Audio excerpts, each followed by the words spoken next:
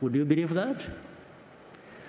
Would you tell me that the 20 million people, this is documented by other people, not by me, who were killed in the Congo, were killed by other Congolese in the old days of King Leopold? And you think all that just disappeared in a moment? Then you had the savages coming over and taking over their own countries and killing each other? And then the others assume the higher ground, they are up there in the north, and keep pointing fingers at those of us and think we have no values and we just are there to, we don't respect freedoms, we don't respect human rights. Sure, you think so? BBC, you think so? You take time, you broadcast, and from morning to evening, this is literally just abusing people. You're abusing Rwandans, you're abusing Africans, you're values. What values do you know, my dear sister, on behalf of BBC? So I want to assure you, there is nobody in the BBC or anywhere else thereabout who would be holding values better than we do here in Rwanda. Except if we just want to cover up the mistakes of the same people who want to define these values for us. Or really tragic mistakes of things they have caused. So when you are saying that, you may tell somebody else, people who don't have time to think or who don't have a history where they have struggled with these complications. Yes, they will. But here, those of us who have faced what we did, who have gone through what we did, we take our responsibility. Of course, genocide could not have happened just on the hands of others who brought it to us. No, we Rwandans have a responsibility. We have our share of the blame for it, but there are others who should take responsibility for that. So I just want to let you know that these issues of upholding values and so on, as far as I'm concerned, as I know, as far as Rwandans are concerned, we don't need any lessons from BBC or from anyone. I tell you this with firm conviction. So democracy or people in prison you're talking about, there is nobody in Rwanda who is in prison that should not be there, because you have a justice system that is actually functional and is fair. Let me tell you something instead. Actually, there are people who are not in a prison who should be there.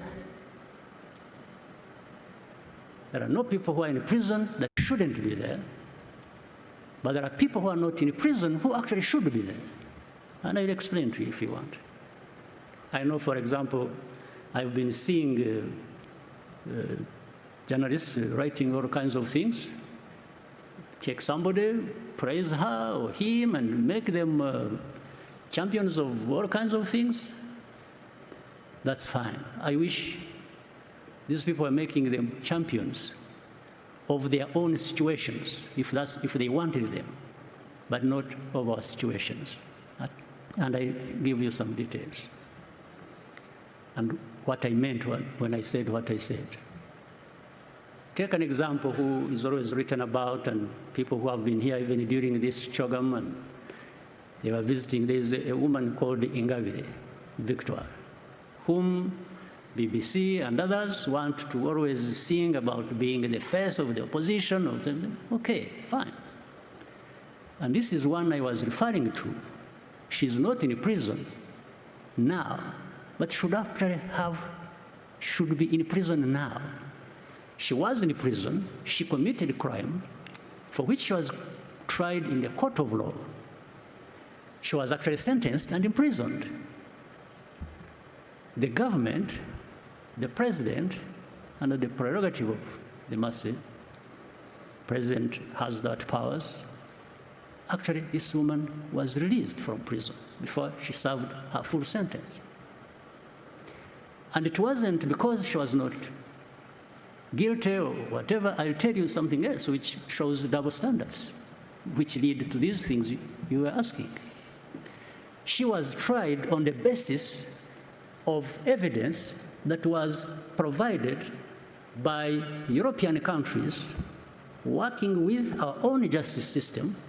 You see, it wasn't just done here. It was done between us and some European countries who provided evidence, corroborating with the evidence we had, and that's on the basis of which she was tried and sentenced and put in prison. Now,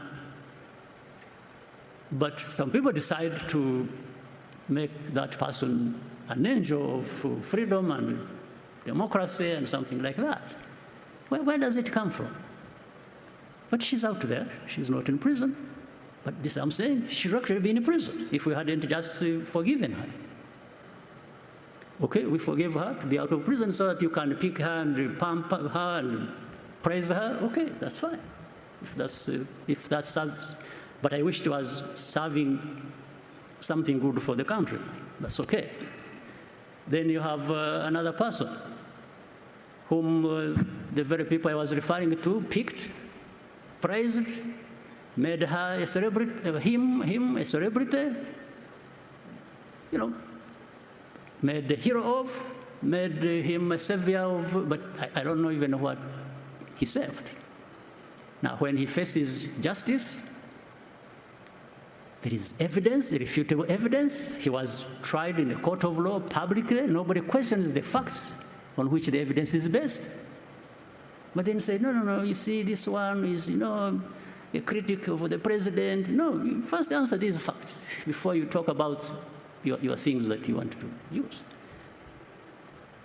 And in fact, this person committed this crime with many others. There are about 21 people in the same case, all of them who pleaded guilty and are implicating this person, and this person was at one time their leader.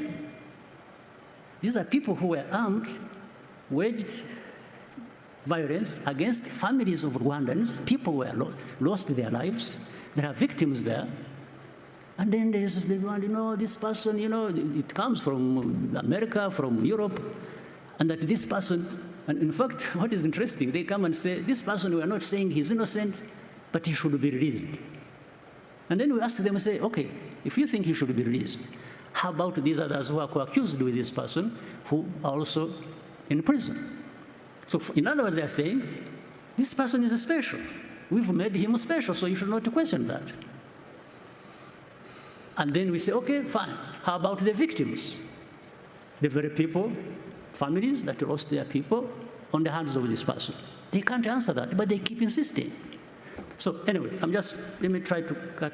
It was a loaded question, so I'm trying to grapple with how to cut the answer short. But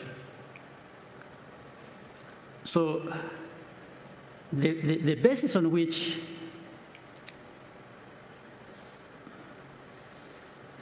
these judgments are made is not necessarily right. It's not correct. So I'll let you make a decision at some point what to believe or what you should be making other people believe, but I know by my answer in whatever way, maybe you're already framing a completely different story about what I said or giving it a frame in which I didn't put it, but that's okay.